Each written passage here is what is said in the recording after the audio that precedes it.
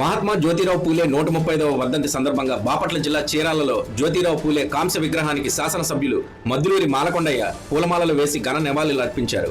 ఈ సందర్భంగా ఎమ్మెల్యే కొండయ్య మాట్లాడుతూ బడుగు బలహీన వర్గాల అభ్యున్నతి కోసం పోరాడిన గొప్ప సంఘ సంస్కర్త జ్యోతిరావు పూలే అని కొనియాడారు. ప్రతి ఒక్కరికి సమాజంలో స్వేచ్ఛా హక్కులను కల్పించేందుకు మహనీయులు జ్యోతిరావు పూలే ఎంతో కృషి చేశారని ఎమ్మెల్యే కొండయ్య అన్నారు. ఈ కార్యక్రమంలో మున్సిపల్ చైర్మన్ మించాల సాంబశివరావు, కూటమి నాయకులు, కార్యకర్తలు పాల్గొన్నారు. మర్చిపోలేనటువంటి గొప్ప వ్యక్తి.